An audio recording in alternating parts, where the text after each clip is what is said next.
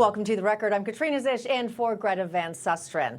Ahead this hour, a deep state COVID conspiracy. Well, today, a CIA whistleblower sounds off about a cover-up involving Dr. Anthony Fauci. Plus, another deadly cruise ship, this time in France. Well, more than 1,000 passengers are stuck on a ship and not allowed off. And we also do have a hantavirus update right here at home. What is it like to be stuck at the National Quarantine Center in Nebraska?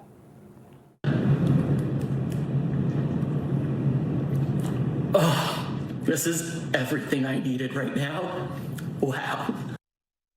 I guess it doesn't look like it's that bad, is it? All right, and later this hour, I will be asking Dr. Drew about his thoughts on the hantavirus. Plus, is America prescribing too many antidepressants? I'm going to ask him about that, too. But first, we are just a few hours away from the highly anticipated summit between President Trump and Chinese President Xi Jinping. Earlier today, the president arrived in Beijing. He was greeted by China's vice president and other top officials. The welcoming ceremony included a military honor guard, a military band, and dozens of Chinese students chanting, quote, "warm welcome."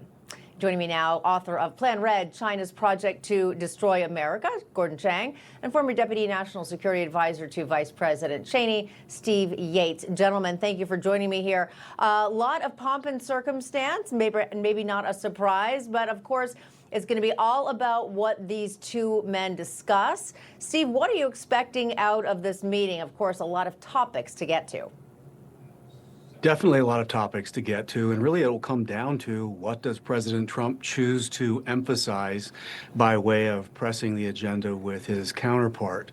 There's a major effort he's trying to make to rebalance the U.S.-China economic relationship.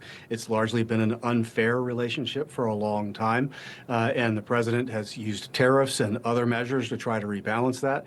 He's brought a number of CEOs along to try to address some of the areas he thinks there might be cooperation. But conspicuously, several of those CEOs, their companies aren't even allowed to operate inside China, which is a glaring imbalance of reciprocity. There's far less access for America in China than there has been for China in the United States. So I think that has to be first and foremost for the president. But then he's going to deal with Iran and national security and a host of other issues as well, not least of which would be fentanyl in the United States. Yeah, very good point there. You know, of course, Gordon, I do want to get your thoughts about all of those tech leaders with President Trump. We know that the head of NVIDIA joined late in the game, kind of jumped on the plane, so to speak, or the bandwagon in Alaska. But other people who had been included in this initially, we see Apple's Tim Cook, BlackRock's Larry Fink, Elon Musk. How significant is this? And also, what do you make of NVIDIA's chairman joining at the last minute? Of course, chips, a hot topic. Yeah, chips are a hot topic. And the only way that China can compete with the United States on AI is if they get access to NVIDIA's best chips, the ones that are based on the Blackwell architecture. I don't think we should be selling those chips, certainly. Also, we know that China doesn't want to buy the H200 chip. That was the one that the Trump administration approved for export in January. But we learned from Commerce Secretary Howard Lutnick just a week or so ago that China has not bought any of the H200s. They're holding out for the Blackwell, and clearly we shouldn't be selling them that because AI competition is the competition for the 21st century, and China can only compete if they have access to our chips. The other important tech issue is Meta, because China's National Development and Reform Commission ordered Meta to unwind the acquisition of Manus, which was a Chinese AI startup based in Singapore. This took everybody by complete surprise because Meta had actually completed the acquisition as a practical matter. I'm sure that that's going to come up in discussions between President Trump and Xi Jinping. I'm sure you're right about that, Gordon. And another big topic, of course, that we just know is going to come up, of course, the Iran war. And let's get to what President Trump said yesterday before he left. What is your message to President Xi as it relates to the Iran war? Well, I think, number one, we're going to have a long talk about it. I think he's been relatively good, to be honest with you. You look at the blockade, no problems. They get a lot of their oil from that area. We've had no problem. Do you think he needs to intervene at all with the Iranians? I don't think he does. can help No. in any way? No, I don't think we need any help with Iran. We'll win it one way or the other. We'll win it. You know, Steve, do you think that President Trump really believes that? I mean, obviously, we know that he said that we've already won the war, that we're completely in control, all of those things. But obviously, we know China is definitely involved in some way, whether they're supporting Iran, but also we know how important Iran's oil is to China. So how do you anticipate this, I'm going to say, conversation playing out? Yeah. Well, President Trump has a unique way of shaping information environments, and I think we sort of add a grain of salt to what we see in the walk-in to the meeting. Certainly the Chinese would make a grave error if they assumed that that is how this conversation would really go. Now, I think you really need to take no bones about it. Iran has been the largest state sponsor of terrorism in the world for quite some time, and China has been their largest customer. Last I checked, when you're doing business with a state sponsor of terrorism, you are a country of concern with regard to terrorism. They're also the largest money launderer of the cartels. And the cartels have been designated as foreign terrorist organizations. And so I hope that the president might look eye to eye with the big boss of the Communist Party and say, I know what you did last summer, and I know what you're doing now. We're going to take care of what we need to take care of, and you can't do a darn thing about it. But it sure would be better if you adjusted your strategy to work with us rather than against us. I have no hope of that being the outcome, but that would be a rational approach to this conversation. Yeah, you know, Gordon, I think about it because we hear President Trump say regularly how well he and President Xi get along, you know, that they have a good relationship. So I'm wondering if, you know, that friendship, I guess is the best way to say it, or perceived friendship might actually help these two men get something done here. Or am I just being a little naive? Well, the Chinese are ruthlessly pragmatic, and it doesn't matter whether Xi Jinping actually likes President Trump or respects him or whatever. Xi Jinping is going to assess the situation and going to do what he's going to do, whether he likes or hates our president. The important thing here is that the United States has more leverage over China than China has over the United States. And President Trump needs to make that clear, as Steve Yates was just talking about, because we need to put Xi Jinping in his place. Xi Jinping believes that the United States is in terminal decline, that China is going to rule the century and the universe. And someone needs to take him down a notch or two, because this is get very dangerous. Because when the Chinese think like that, then the concept of deterrence erodes. And when deterrence erodes, war starts. Interesting point there. You know, Steve, also, you know, I'm wondering if President Trump is going to try to make some sort of, maybe push a little pressure, because we know that there's the ongoing trade wars with China. So there is potentially leverage there. Do you think that's kind of a little tool that the president may use in these discussions?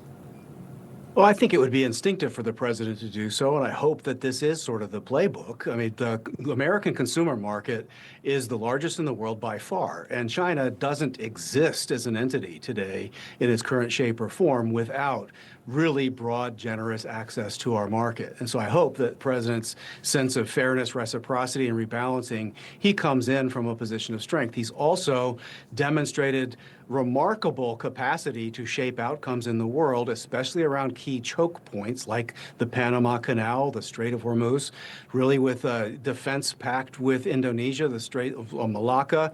It really should make a rational Beijing think twice about revisionist claims against Taiwan and the first island chain. There's a potentially good thing going for China if it goes back to reform and opening. But right now, this current leadership, they're the ones that squashed Hong Kong, imprisoned Jimmy Lai, have Pastor Ezra Jin in prison for just practicing Christianity inside China. I think there's a threshold question of the nature of this government. President Trump's right to try to negotiate, but the task is very, very high. Yeah, a lot at stake, of course, during this truly historic meeting between the two men that is coming up momentarily. I think we'll be talking about it tomorrow, and I know you both will be watching. Gordon Chang, Steve Yates, we appreciate it. Thanks. Pleasure. Thank you. Thanks, guys. All right, and we have a new trial Today, the South Carolina Supreme Court overturned Alex Murdaugh's murder convictions. Now, in 2023, Murdaugh was convicted of murdering his wife, Maggie, and his 22-year-old son, Paul. But today, the state Supreme Court found that the local county clerk had, quote, placed her fingers on the scales of justice, thereby denying Murdaugh his right to a fair trial by an impartial jury. Now, this comes after Murdaugh's lawyers appealed the murder convictions, arguing the trial was affected by county clerk Becky Hill because she allegedly tampered with the jury during the trial. Now, Murdaugh's murder convictions may have been overturned, but he is also serving a 40-year federal and 27-year state sentence for financial crimes for stealing from his clients. The new trial date has not yet been set. And as for Hill, in December, she pleaded guilty to obstruction of justice, perjury, and 2 counts of misconduct in office after admitting that she showed sealed crime scene photos to a reporter and then lied about it. She also admitted to promoting her book about the trial through her public office. Hill was sentenced to probation. All right, and coming up, he posted a tearful update from the hantavirus ship. Now he's happy about something as he quarantines in Nebraska. Plus this. Dr. Fauci's role in the cover-up was intentional. A CIA whistleblower details a COVID cover-up. That's when the record continues. Stay right there. It takes a second, an accident, a diagnosis, when everything changes. If something does happen, would your family be protected? Now, Crown Atlantic has made getting life insurance fast, simple, and with the best rates. Go online to get your free instant quote. It takes just minutes, and you'll find the best deals available. Don't wait until tomorrow. Your life is too important. Act today to protect you and your family. I'm Elmer Heinrich, at 92 years of age with my wife Shirley, who is 83. Now, both of us are still cutting a wide swath in life, all because of Immuno 150. Now, we are asking you to use Immuno 150 like we do. Give it a chance for at least 90 days so that you can see what 70 plant minerals and 80 additional nutrients can do for you. It really is incredible. Don't place your order until after you've watched the 3 videos on our website. Doctors say having a medical emergency kit is like having an urgent care and pharmacy at home. Let me bring in Dr. McCullough to explain more. Most people know when they're getting sick, but waiting to see a doctor is often too late. So the key is having medicines before you need them. Yes, and it includes doctor-prescribed medicines to treat common and serious issues like generic Z-Pak, amoxicillin, antibiotics, antivirals for flu, pneumonia, strep, ear and sinus infections, UTIs, and more. So it is like having an urgent care at home. Exactly. No waiting, no pharmacy, no copays. You feel better faster and avoid serious complications and hospitalizations. How do you know what to take? Just match your symptoms to the doctor-written guide or schedule a quick telehealth call. Great advice. I understand ordering is fast online, and we've put the website and $45 off code on the screen. Thank you, doctor. Visit urgentcarekit.com/news, promo code news.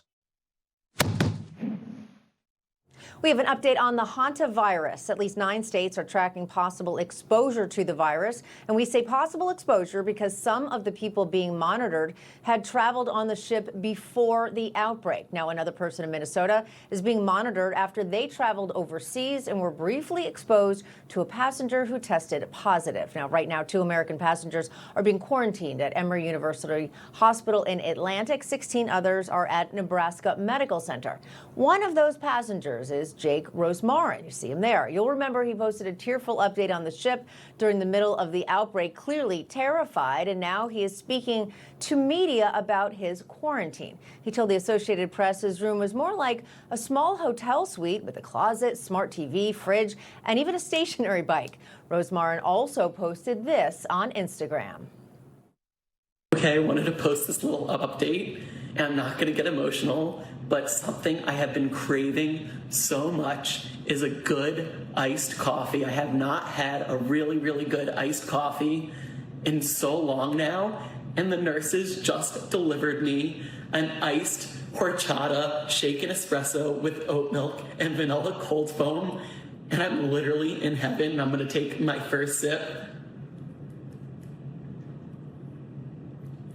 Oh, This is everything I needed right now.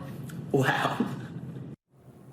All right, well, Rosemarin says he expects to spend 42 days in quarantine in Nebraska. Somebody tells me he won't want to stay a little bit longer. Seems pretty happy now, and at least he has his coffee.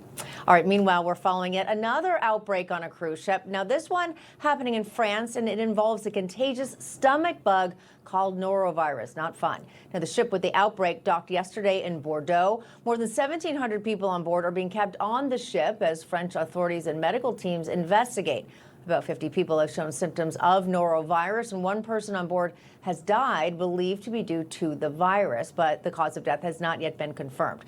The cruise ship operator says the passengers will be allowed off the ship once the investigation is done and clearance is granted. Not fun at all. And neither is this bombshell testimony from a CIA whistleblower on the origins of COVID. Today, James Erdman III testified before the Senate Homeland Security Committee. Here's what he said on the origins of COVID. Public health policy would have been very different had the American public been made aware that a virus from a lab in China was going to serve as the foundation for an emergency use authorization mRNA products being mandated by the former administration. Dr. Fauci's role in the cover-up was intentional. Dr. Fauci influenced the analytical process and findings by leveraging his position to ensure the IC consulted with a conflicted list of curated subject matter experts, public health officials, and scientists. Former CDC Director Robert Redfield joins me now. Dr. Redfield, thanks so much for coming on the record. You know, I know you're also a virologist. Of course, this is something you I know, have been following very closely. Do you believe there is enough evidence to say that COVID leaked from the lab in Wuhan, or do you believe that it was from that wet market? No, I think it obviously came from the laboratory. The wet market was always a roost. It's very disappointing it took so long for people to accept that. I mean, the CIA originally would not commit. You know, the Energy Department and the FBI both concluded it came from the lab. The CIA was equivocal.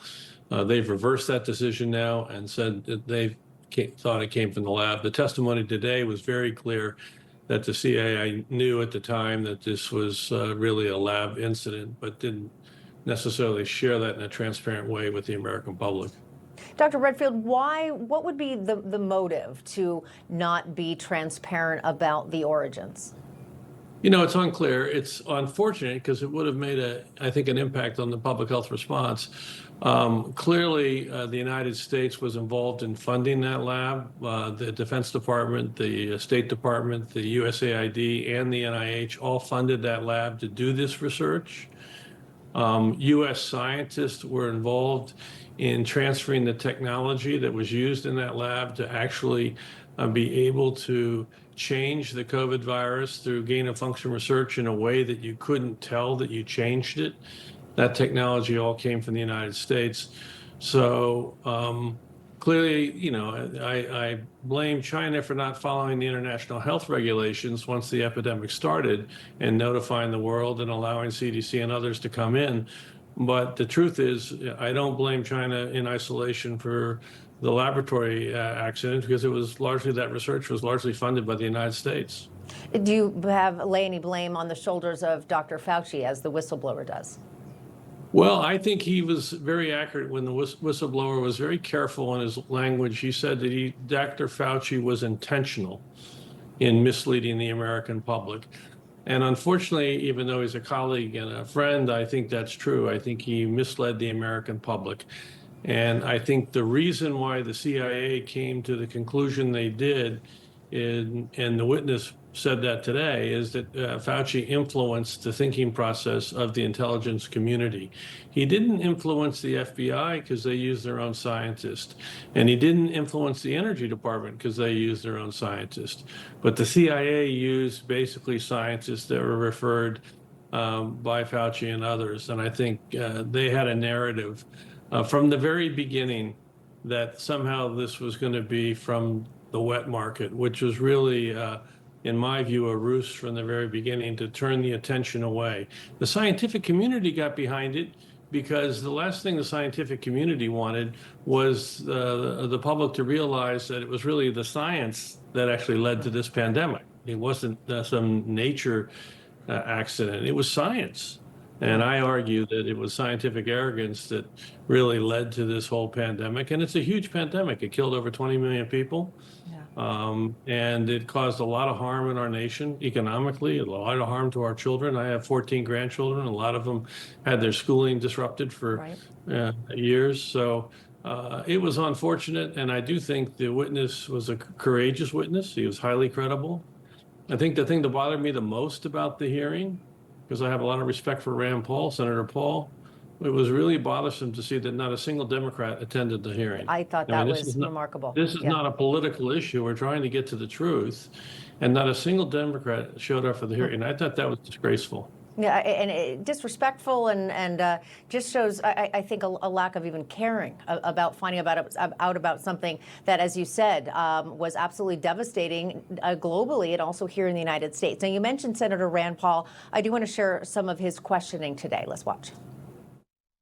Your conclusion is that changing from the scientific consensus of it being from a lab to a neutral position by the CIA was significantly influenced by Anthony Fauci? It was significantly influenced by Anthony Fauci's injecting himself into the IC. As of August 12th, the CIA was considering calling this a lab leak, August 12th of 2021.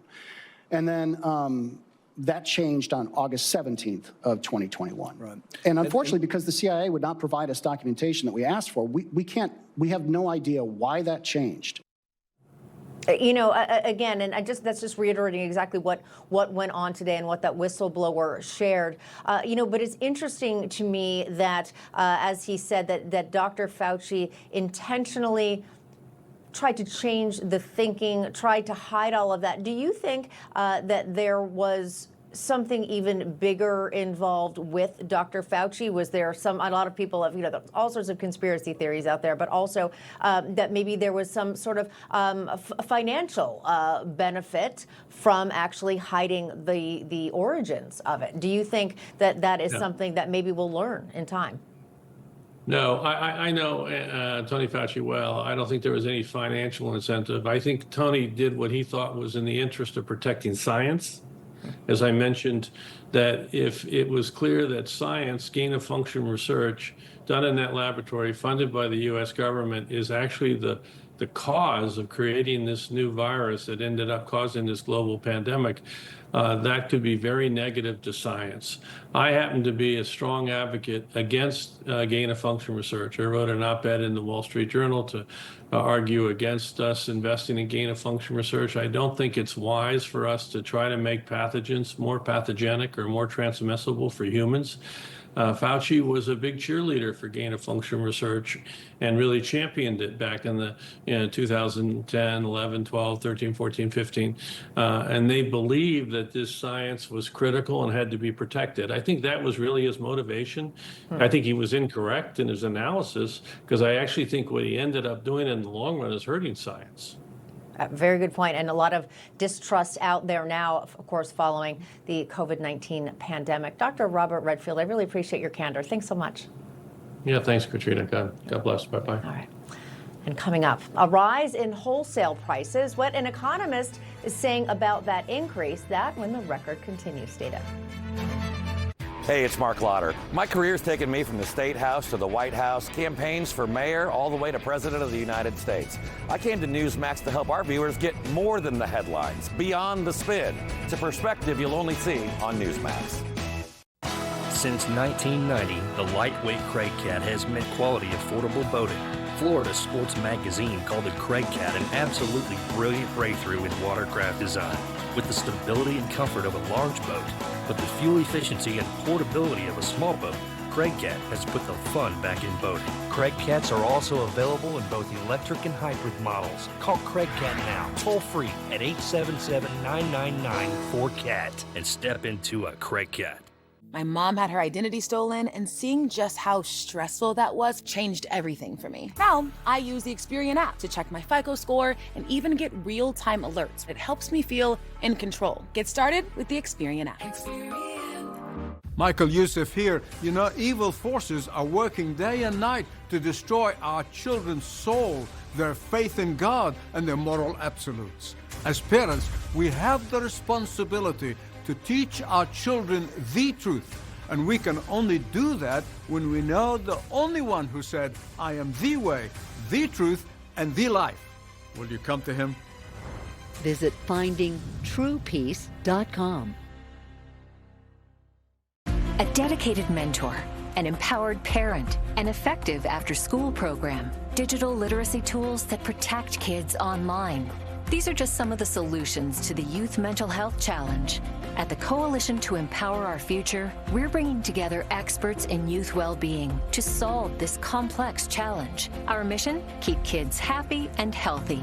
Learn more at empowerourfuturecoalition.com/solutions. Paid for by the Coalition to Empower Our Future. If you still have bad breath by lunchtime, your mouthwash isn't working. Smart Mouth is the only mouthwash that prevents bad breath for 24 hours. This is the only mouthwash I recommend. Upgrade your mouthwash to Smart Mouth today and never have bad breath again. Hey, I'm Dr. Drew Pinsky. I've been a physician for 4 decades. I've been looking at the aging process for a long time, and Fatty 15 is one product that actually slows it down. Fatty 15 comes out of Navy dolphin research. A brilliant veterinarian realized that dolphins get disease much like humans. She looked at what predisposed to those problems, isolated the molecule, gave it to the animals, they didn't get the problem. Without the C15, our cells become fragile and age and oxidize. This pushes that back. Cell health equals physical health. That's why I take Fatty 15. Memorial Day. Flags are up, grills are hot, and we're celebrating America's heroes. Omaha Steak celebrates with incredible savings, plus 8 free burgers crafted from premium-aged American beef. Military families save even more. omahasteaks.com/TV. So Dale, you really need to get that colon cancer screening. Dad, it's been forever. I need to be in there. Wrap it up. Come on, Dad. It's been forever. How much longer? It's been an hour. Are you done yet? Dale, don't worry. We can do it with just a blood test. Shield. Okay, let's do it. Shield is for people 45 plus at average risk, not high risk for colon cancer. Ask your doctor about FDA-approved Shield from the company trusted in blood tests for cancer for over a decade. Welcome back to The Record. I'm Katrina Szish in for Greta Van Susteren. Well, wholesale inflation saw the largest rise last month, according to the Producer Price Index. In April alone, producers charged 1.4% more than they did in March. On an annual basis, the index rose 6% in April, making it the largest increase since December 2022.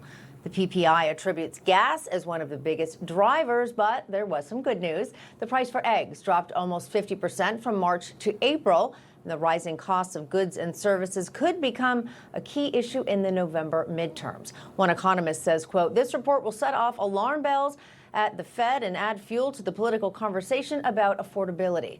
Meanwhile, President Trump's pick to lead the Federal Reserve has been confirmed by the Senate in a 54-45 vote. Senator John Fetterman of Pennsylvania was the only Democrat to vote with Republicans. Current Fed Chair Jerome Powell will end his term on Friday, but Powell has said he will stay on as a governor. And the Trump administration is cracking down on fraud. This time, the administration has announced a nationwide 6-month freeze on new Medicare enrollments for hospice agencies. Now, the move is part of Vice President J.D. Vance's anti-fraud task force, which seeks to prevent misuse of taxpayer money. The vice president said tackling healthcare fraud does not need to be red or blue. This does not need to be a political or a partisan issue. We want to work with you to eliminate fraud and make these programs last longer for the people who truly need them. We're going to the states and saying, here are the things that we can do to work on this issue together. And of course, if they don't work with us, there are going to be penalties. We don't want to get there. We want to work with these guys. Vance also slammed states like New York and California for their refusal to work with the administration on rooting out fraud. He did praise Maryland for its efforts. Vance has threatened to turn off funding and other resources if states do not take fraud seriously. During today's remarks, the vice president was also asked about a possible 2028 run with Secretary of State Marco Rubio. Here was his response. There are a few topics that I want to talk about less than what office I'm going to run for years down the road when I'm having a good time and trying to do good work in the job that the American people already elected me to do. Look, as I've answered this question probably in any number of ways.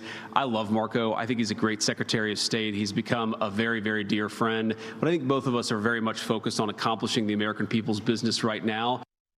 All right, well, there you have it. The vice president insisting he is focused on his current role at the White House. All right, former Pennsylvania Senator Rick Santorum and former White House Strategic Senior Advisor Mercedes Schlapp join me now. Great to see both of you this afternoon. All right, let's get into it. First, Senator Santorum, got to ask you there about the vice president's response to that question that a lot of people are already talking about. That's kind of the only answer he could give, right?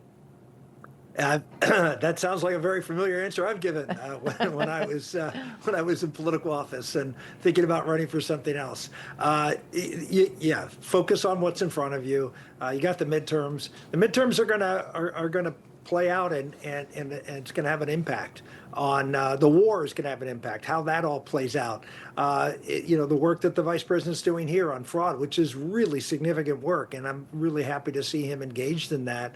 There's been a lack of Republicans complain a lot, candidly, about the president not caring about spending and cutting spending, and this is certainly an quote easy way to do that, and putting the vice president out front on that is a great thing that the president did to promote him in this potential upcoming election. Yeah, I want to talk about that fraud initiative that, of course, Vice President is heading up, and also his anti-fraud initiatives, Mercedes. He outlined them very, very clearly today, explained them in a very understandable way. I want to ask what your thoughts are, though, on that 6-month freeze on new Medicare enrollments pertaining to hospice and home care providers. He said that is not just hurting the American taxpayers, but also the people who actually need those services. Right. And the key here is obviously that the states need to clean up their messes, that we cannot continue to allow the abuse and the misspending of taxpayer dollars. It's in the billions. And we've seen these types of scandals, for example, in states like Minnesota, where Governor Tim Walz ignored the whistleblowers that came to him in that Feeding Our Future scandal in particular. And I think honing in on Medicaid, where we have seen significant, as we've seen, fraud, irregularities, the lack of controls that are being put in place. And part of this is because under Joe Biden, they ignored these fraud controls for a long period of time, which now we're having to come back. And under Vice President J.D. Vance's leadership and the task force, where they're cleaning this up and having to put pressure on these states because of the fact that they have misspent this money. Yeah, Senator, why do you think that so many states, and the vice president said it's not just blue states, there's some red states as well. Why do you think fraud has just become something that is sort of a foregone conclusion and not prosecuted at this point? Many reasons. Some of the biggest fraud is our federal programs that are gamed. One of the ones that is now getting a lot of attention is what's called the 340B program, which is paying hospitals much more money to dispense drugs if you have a high population of Medicaid people in your hospital. And these hospitals have. This program used to cost, I think it was like 5 years ago, like $8 billion. It's like $100 billion now. They figured out they can game the system, get a lot more money from the federal government for a drug, and only have to actually pay the drug company a pittance for that drug. And so there's all these, when the federal government gets involved, this is the bottom line, when they get involved in trying to create incentives to help one person or to do something, smart folks game the system. And so most of this fraud is just federal government, bad policy, and they don't police the bad policy, so bad people, defraud them. Mercedes, do you think this is also an example of the government just simply being too big, where they can't even control a lot of these programs that intentionally were or initially were meant to help people, but it's just seeing these democratic policies and programs just out of control? It's the lack of oversight, and we've also seen that the states do not necessarily assist the federal government in ensuring that there's accountability in actually knowing where the money is going. A lot of times the federal government just gives them a block of money to the states, which is then dispersed to these different organizations. And so the federal government is sometimes far removed from actually trying to figure out where the money is going to and if it's being put to the right use, which is ensuring that they are helping vulnerable people, they are helping low-income individuals, as opposed to seeing, as we have seen in places like California, where the owners of these hospice centers they're pocketing the money, and there's empty strip malls and there's empty facilities, and the money is completely being misused. And so while we've seen the Biden administration not basically hone in on this issue at all, this is, I think, a very important effort by the Trump administration to make this a priority, and it's almost a bit like Doge 2.0. That's what I was thinking too. Yeah, very to help interesting. clean that up as well. Just one quick point on this. Remember that Medicaid is a federal state shared program with the lion's share of the money in most states being paid by the federal government. So the states have very little incentive to catch fraud because it's just more money coming into the state. So that's why it really does require the federal government to step in here and start policing things. Yeah, serious oversight. And it looks like that's going to happen. We'll see how it plays out. Senator Rick Santorum, Mercedes Schlapp, great to see you both. Thank you. Thank you. Thank you. All right, and across the pond in the United Kingdom, King Charles III outlined the government's legislative agenda for the coming year. The king attended the ceremonial opening of Britain's parliament, and he spoke on tensions in the Middle East, the economy, cybersecurity, and public services. Here's a bit of what he said. An increasingly dangerous and volatile world threatens the United Kingdom, with the conflict in the Middle East only the most recent example. Every element of the nation's energy, defense, and economic security will be tested. My government will respond to this world with strength and aim to create a country that is fair for all. Full royal garb there, right? It's always fun to see. All right, but meanwhile, there is one major question still lingering. Will UK Prime Minister Keir Starmer hold on to his position? Well, Starmer praised the King's speech, calling it a sign of strength and hope. This King's speech sets a different course, a more hopeful course, a course that sees the conflict in Iran, a war on two fronts, not as something to wring our hands about, but as an opportunity we must take to shape our country's future, to end the status quo that has failed working people, to build a stronger, fairer Britain.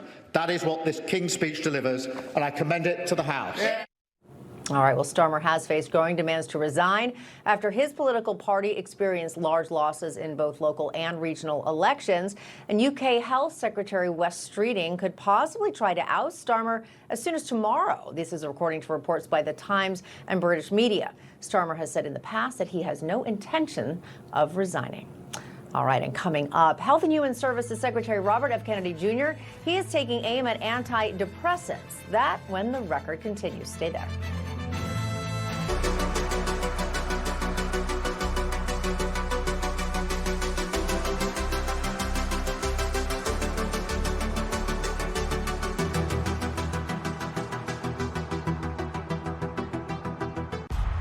Forget the warm-up.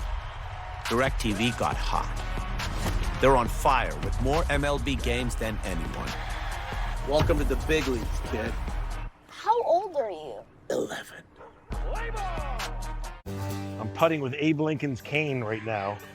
These are 40-something years old. Yeah. There we go. Oh, come on! I really believe that God put us on a course to take care of all these catastrophic needs of service members, Gold Star widows. It's because of all of them that we get to do what we do. Let's do good together. Let's do it. People got to give every time I miss. You got to give $11. There we go. You're the man. Donate $11 a month at T2T.org. What if you could have shades like these for a fraction of big brand prices? With Shady Rays, you can. We're an independent company, so we do things differently. We offer high-quality polarized shades for a reasonable price. And we personally replace shades that get lost or broken. So far, we've racked up over 300,000 five-star reviews. I founded Shady Rays so that we can have sunglasses that stand up to whatever life throws at us. Order now and get 20% off site-wide at shadyrays.com. Every day, bumps and bangs happen. Bruises are optional. Use daily dermatologist-recommended Dermend and reduce the appearance of bruises. Get Dermend Moisturizing Bruise Cream in the first aid aisle. It's 2 a.m., your fever spiked, and you're miserable. Here's your options. Urgent care, closed. ER, slammed. And you'll spend hundreds of thousands in both. Telehealth, yeah, but the pharmacies are closed. That's the reason why we keep emergency medical kits at home. It has doctor-prescribed medication like generic Z-Pak, amoxicillin, other antibiotics and antivirals. You can treat flu, pneumonia, strep, sinus infections, UTIs, and more. Because if you're sick in at night, traveling or stranded, you don't want options. You want what is inside this kit. No waiting, no pharmacy, and no copays. Just schedule a quick telehealth call. And that's how you feel better faster and avoid serious complications. Every family should have this kit, and here's how to order yours. Order online in minutes and use the promo code to save $45. Your doctor-prescribed kit ships fast to your door, packed with medications to treat over 30 conditions. So when something hits, you're ready. And a wellness company telehealth doctor is always there if you need guidance. Parents, America's big birthday is coming up and your kids want an invite to the party. Let them join the fun with the Kids Guide to America's 250th birthday, a free guide that helps kids celebrate the epic story of our nation's birth. Send your kids back in time to see our brave founding fathers signing the Declaration and get them ready for this year's massive celebration. Get the Kids Guide to America's 250th birthday for free at freeusagift.com. That's freeusagift.com. For pain in multiple spots like here, here, or here, Salonpas patches stick firmly and remove comfortably once your pain is gone. Salonpas. It's good medicine. Health and Human Services Secretary Robert F. Kennedy Jr. has announced several initiatives intended to rein in the prescription of antidepressants. Now, the initiatives focus on the most widely prescribed class of psychiatric medications. They're known as first-line treatments for depression and anxiety that include Zoloft, Lexapro, Paxil, and Prozac. Kennedy has described these drugs as exceptionally difficult to quit. The initiatives nudge clinicians to help patients get off of these medications and to consider non-pharmaceutical interventions such as therapy, nutrition, and exercise. The wellness company chief patient officer and globally recognized addiction medicine specialist, Dr. Drew Pinsky, joins me now. Dr. Drew, always great to see you here. You know, interesting focus specifically on these drugs that it kind of seems like almost everybody is on, or you at least know many people who are on them, whether it's a family member or a friend. Do you think that they are dangerous? Do you think that what Secretary Kennedy is doing is important? I think it is important. I think the pharmacy world has been focusing on deprescribing for probably 5 or 6 years now.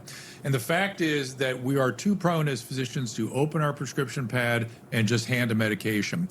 And to be fair, most of this prescribing is done by primary care physicians who have almost no training in psychotropic medications. They have experience prescribing it, but actually no training. And then once people are on them, they are left on them indefinitely oftentimes. And to RFK's point, there can be a withdrawal syndrome associated with some of these, and it is terribly unpleasant. The reality is we do an extraordinary thing in this country where we both undertreat and overtreat. People that need treatment don't necessarily get it. People that have mild symptoms do get a prescription. And the reality is that we are very intolerant in this country of something that Sigmund Freud called ordinary misery. When he first got to this country, they asked him, what do you expect to do here? And he said, well, in America, I hope to come to a real understanding of what bona fide true mental illness is versus ordinary misery. And ordinary misery is good. It builds resilience. It makes us change. It helps us push through things and learn new things. Ordinary misery is a good thing. And on top of that, as it pertains to the SSRIs, there's a whole side effect profile of sexual dysfunction and a growing small army of people who are quite angry that it has become permanent. Yeah. So again, this is something, of course, you want to consult with your physician or your doctor. But again, something to consider and very important there. Also, it just reminds me of, I believe it was Brave New World, and everybody's on this soma thing, which kind of deadens everybody to real life, and you got to experience real life. Speaking of, though, there's lots of buzzy supplements and drugs out there, and I've even asked you about this personally. It starts with a P. The word is peptides. We see them everywhere, all over social media. There's so many different kinds. What are they? Are they healthy? We know that the Ozempic type thing, that's a peptide, but there's so many other ones. NAD plus. Seems like everybody's involved in taking a peptide for longevity, to look and feel younger. Are they healthy? Are they safe? Well, certainly the GLP-1 inhibitors have been highly studied, and they have some safety issues associated with them that we're starting to see now that there has been so much prescribing, that they're so widely used. But they're good medicine used properly with understanding the risk. And the risk most people, I think, understand, though there's this new syndrome of sort of, they're calling it an apathy. It's not really a personality change. It's that motivations are kind of down. So people that used to want to do certain things don't want to do them anymore, even though they still like them. It's not a depression. And peptide just means a string of amino acids. There's nothing magical about the word peptide. But when they're talking about peptides, they're usually meaning these over-the-counter medications that have not been fully evaluated or cleared by the FDA. Things like KPC-1, I think it's called KPC-157, which has some angiogenesis factors associated with it, grows blood vessels that might improve inflammation. Maybe those blood vessels could grow in tumors too. So we don't really know the full side effect profile yet. They're widely used, and I would think if some of these over-the-counter products were actually dangerous, we'd start to see more side effects. We haven't seen that yet. All right, well, we'll be watching that. But while we have you, Dr. Drew, got to ask you about the hantavirus, something that everybody's talking about. We've been told not to worry about it, but at least 9 states are tracking possible exposure. Give us your POV. Is this something that Americans need to be concerned about? I think still a lot of PTSD from COVID-19. What do you say? Correct. Let's not add to it. Nobody listening to this program is going to get hantavirus. And those 9 states that are monitoring, they're monitoring 1 or 2 people. That is not something to concern the news with. That is something that the CDC looks at, doctors look at, we shouldn't be talking about. And I've learned through AI, they taught me that the word hanta was a Israeli slang for chump or sucker. So don't be a sucker on this. Don't be a sucker. All right, we're going to leave it there. Dr. Drew Pinsky, you always make me feel better. All right, thanks so much. All right, and coming up, hundreds of fallen police officers are being honored today in our nation's capital. That when the record continues. Healthy aging support starts here with the innovative nitric oxide science pioneered by Human, supporting your body from the heart out through circulation, blood flow, blood pressure, and energy. Results you can feel, science you can trust. Get started today at human.com. In America, we believe in hard work, family, and taking care of our own.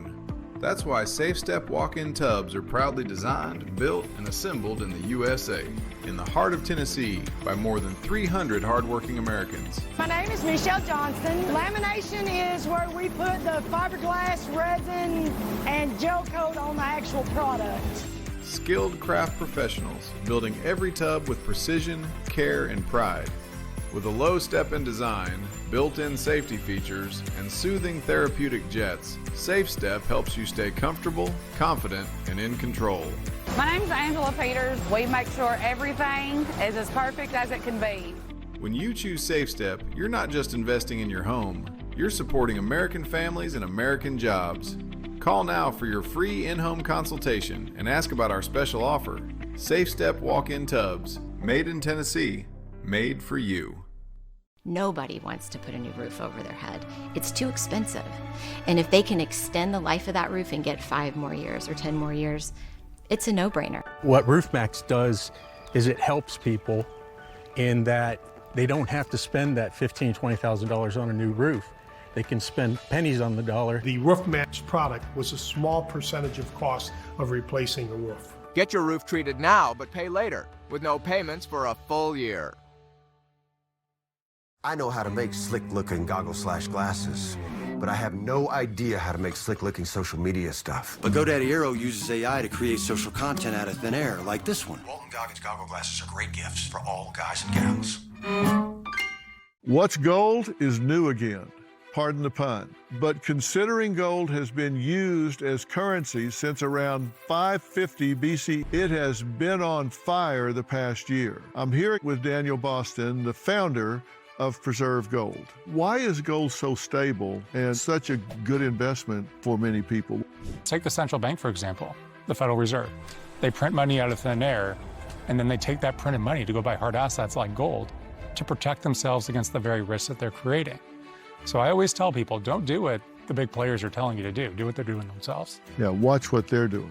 That's correct. Okay. If people are interested in investing with Preserve Gold, how do they get started? Text Newsmax to 50505 to get your free information and up to $15,000 in free gold and silver with a qualified purchase. That's right. Text Newsmax to 50505. All right. No way you can miss it.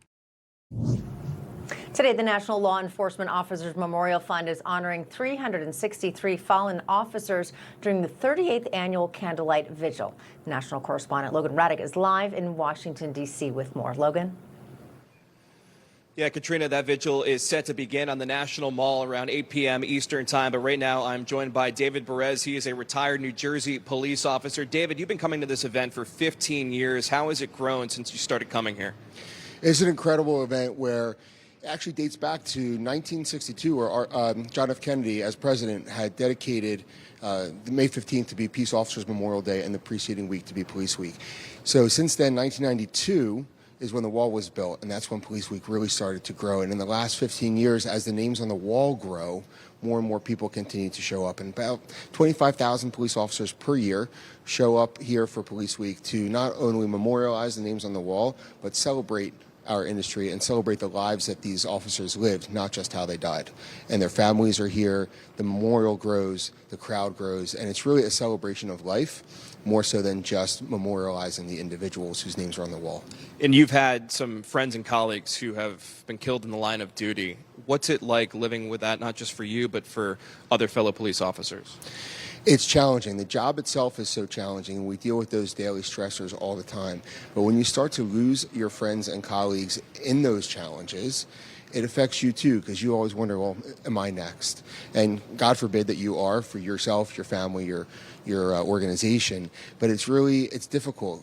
Mourning the loss of a police officer as a partner, as a dad, as a wife, a father, child, son, mother, all these different factors. Grief is not individual, it's a collective. So we all mourn every name on that wall together, and every one of those names affects us personally, whether we knew them or not.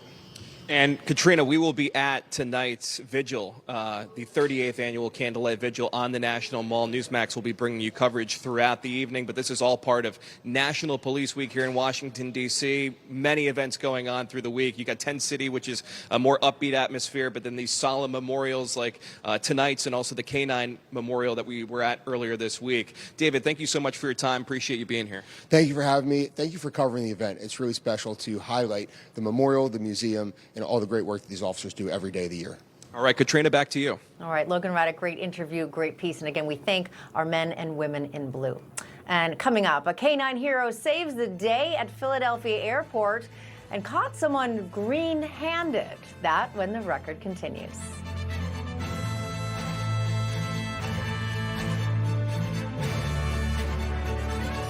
Newsmax. Shoots it straight. No talking down to me. Don't tell me how to think. Don't tell me how to think. Don't tell me how to think. I trust Newsmax. Newsmax. They don't tell me how to think. They let me decide. Real news for real people. I love what I do, which is help people make the switch to consumer cellular. Like our customers, Courtney and Jackie. Anytime anybody complains about their cell phone bill, we say, you've got to check out Consumer Cellular. Consumer Cellular gives you access to a fast, reliable, nationwide network for up to half the cost of big wireless. My previous provider was terrible. Why are we paying this much for our cell phone bill? It's crazy, right? Dropped calls or missed calls. To me, that was just normal. We wouldn't get to talk to a person. Now with Consumer Cellular, no problems.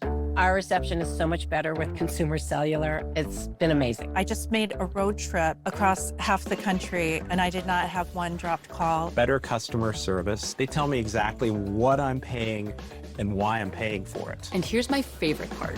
You can save up to half on your bill. It's within $1 of being half of my old bill. With Verizon, I was paying about $150 a month. With Consumer Cellular, I'm paying about half that. As AARP members, we get 2 lines for $55 a month. I'm getting the exact same coverage for half the price. That's a beautiful thing. Done deal. We'll set you up with the best plan for you and help you wrap things up with your old provider. It all takes about 20 minutes. Switching over took about 20 minutes. That's it. Consumer Cellular customer service reps are A1, top notch. They are so nice. You get a human being to talk to. It's month to month, very simple. You're not locked in. I got to keep my phone. I got to keep my number. If you're thinking about switching providers, do it. If I can do it, you can. That's why I love Consumer Cellular. They've made it easy. We'd love for you to enjoy our reliable nationwide coverage and the best customer service in the business. Give us a call now and start saving up to half on what you're paying now. It only takes about 20 minutes. Call 800-378-8904 to switch and save up to half with Consumer Cellular. Plus, for a limited time, new customers get their second month free when they sign up today. Forget the warm-up. DirecTV got hot. They're on fire with more MLB games than anyone. Welcome to the big leagues, kid. How old are you? 11. What if you're sick at home or traveling and can't get medical help or prescriptions? Doctors say a medical emergency kit is the answer. Joining me is Dr. Drew. Thank you. And yes, these kits put you in charge of your health. They come with physician-prescribed medication to treat multiple common and some serious issues as well. What are some examples? Sure. Generic Z-Pak, amoxicillin, other essential antibiotics and antivirals that treat flu, pneumonia, strep, ear infections, sinus infections, urinary tract infections, and more. So it is like urgent care and a pharmacy at home? Exactly. No waiting, no pharmacy, no copays. You feel better faster and avoid serious complications. How do you know what medicines to take? You just match your symptoms to the doctor-written guide or schedule a quick telehealth call. Sound advice. Order online in minutes at the website below and save $45. Thank you, doctor. Visit urgentcarekit.com/news, promo code news. This is a bottlenose dolphin, and this is the breakthrough nutrient doctors discovered that helped dolphins age healthier. Now, over 100 peer-reviewed studies later, it can help you age healthier too. Discover how at fatty15.com.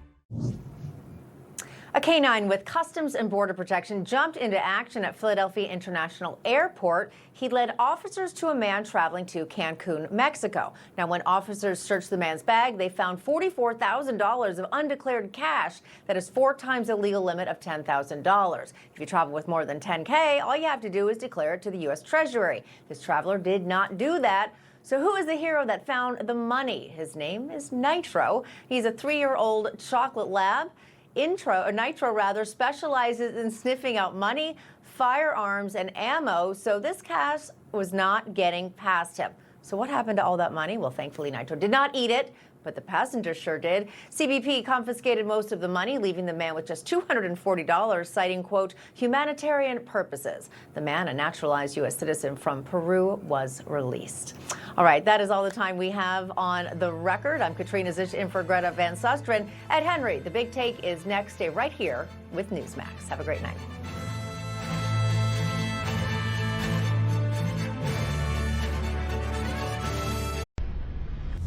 Information. Truth. Is freedom. Is Newsmax. It's real news for real people.